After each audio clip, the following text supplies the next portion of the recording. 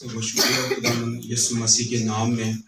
تمام عزیز بھائیوں کو سلام۔ اور خداوند کی ہم شکر گزاری کرتے ہیں کہ ہم اس کی حضوری میں ہیں۔ آئیے مقدس کلام میں سے اپنی برکت کے لیے پولس رسول کا خط کرنتھس کے مقدسوں کے نام، پہلا عام خط ہے، اس کا 11واں باب ہے اور اس کی 23ویں آیت سے۔ پہلا کرنتھیوں 11واں باب اور اس کی 23ویں آیت سے کلام میں یوں لکھا ہے،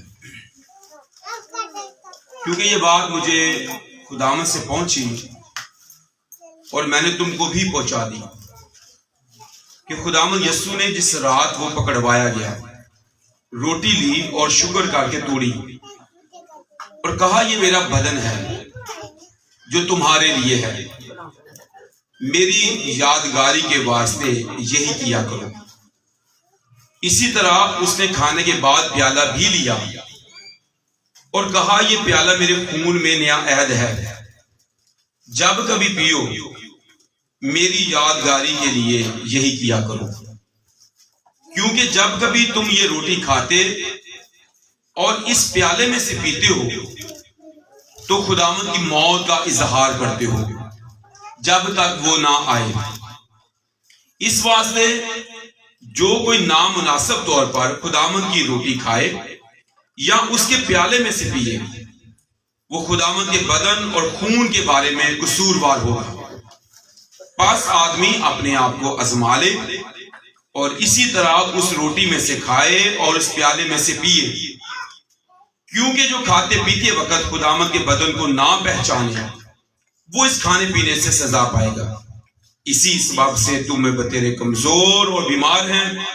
اور بہت سے سو بھی گئے۔ اگر ہم اپنے آپ کو جانچتے تو سزا نہ پائے۔ کلام خدا کا پڑھا سنا جانا ہم سب میری باعث برکت ہو۔ سو عزیزو،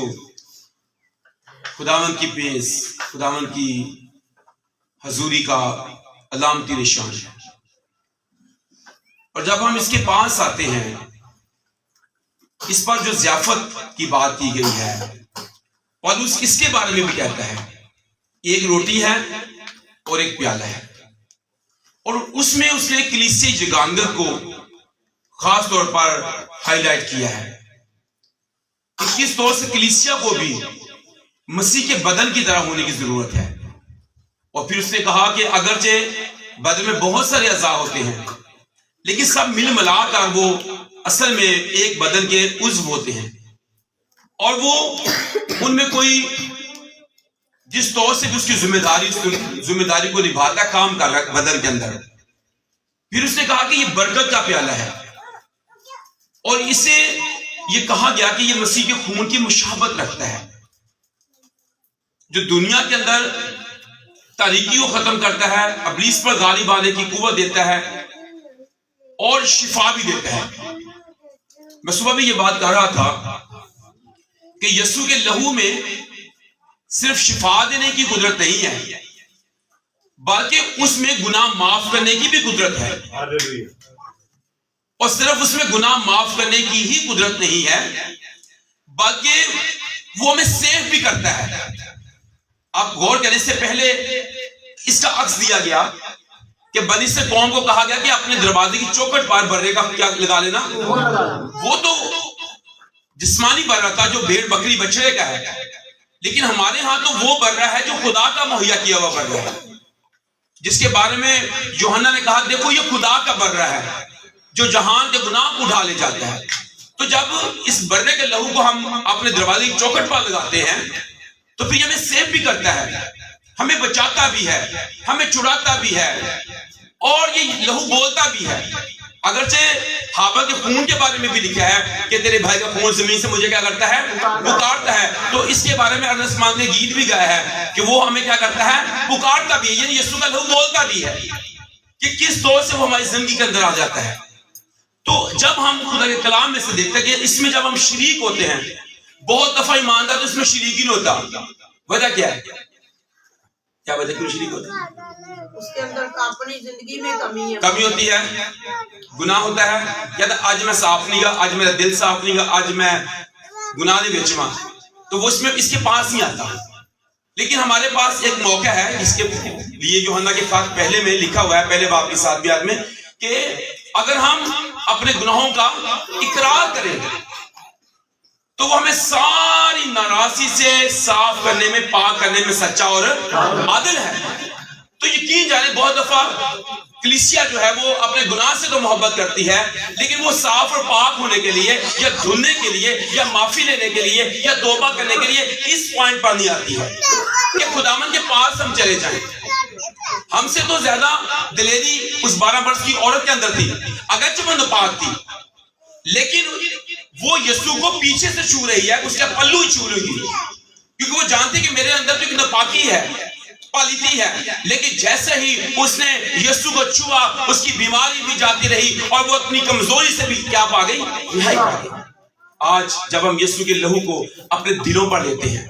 تو عبرانیوں کے خط کا مصنف کہتا ہے، آؤ ہم جب ہم اس پاک مکان کے پاس جا رہے ہیں تو دلوں پر کیا لیں؟ چھینٹے، تاکہ ہم صاف ہو جائیں۔ ہماری گندگی، ہمارے پاپوں اور گناہوں کی جو گندگی ہے، پلیتی ہے، یہ ہمارے کسی ہدیے، چڑھاوے، دعیکی یا راست بازی یا راست بازی کاموں یا دعاؤں، بندگی کے یا روزوں کے ثواب سے تو نہیں جانے والے۔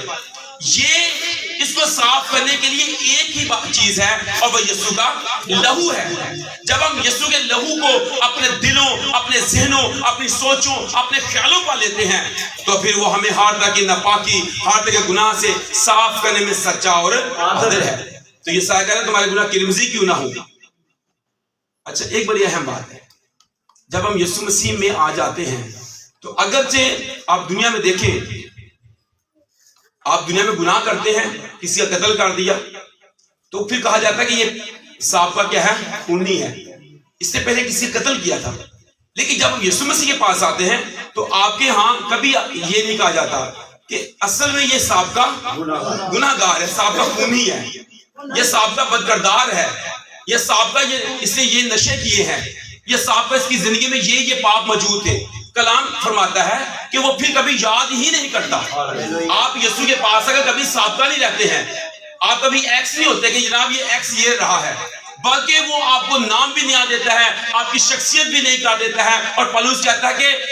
جو کوئی مسیح یسوع میں ہے وہ کیا ہے؟ نیا مخلوق ہے۔ پرانے کو دفن ہی کر دیا نا،